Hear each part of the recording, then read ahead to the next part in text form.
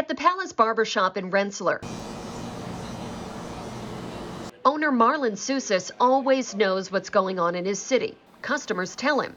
Last month, when the school budget didn't pass, he says people were very upset when sports got the cut. And by not passing, it was known that they were going to cut the sports program. So my first thought was, okay, how much money do we have to raise in order to save the sports program? That number, $125,000. Marlon and his friends at the shop started brainstorming how they could help. The result is now being worn all over the city. We have 3 shirts. We have the We Are Rensselaer shirt, we have the Barbers for the Community, and we have Stylists for the Community. All proceeds go towards saving the school's athletic program. Most of the barbers here are former high school athletes themselves. Sports was everything for me, man. Growing up in the city of Rensselaer, I feel like it definitely kept me out of trouble because I think it's something that is very beneficial for kids. It teaches them a lot. Like I said, when it comes to leadership, working together as a team, trying to work towards a goal or a vision. It's very important for kids to have that. It gives them another avenue, another outlet.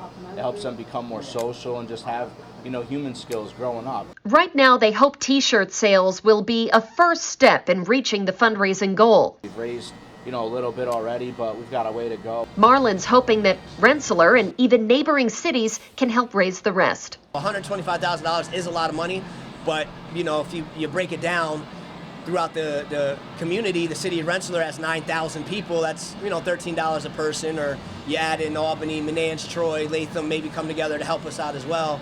I think it's very achievable. In Rensselaer, Julia Dunn, CBS 6 News. Senator Kirsten Gillibrand is asking Congress for $50 billion to help child care centers reopen and stay open as more and more parents go back to work. She's also asking the CDC to work with these centers for clarity on these new safety protocols.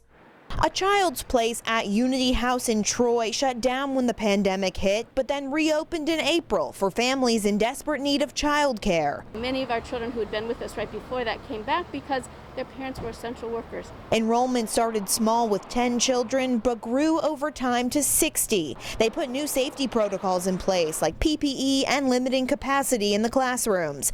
But they're hitting barriers that impact their service and families. So when we're used to serving a full capacity, right, which might be 15 in a room, and we can now only have 4, 5, 6, that's significant in terms of how many we can serve.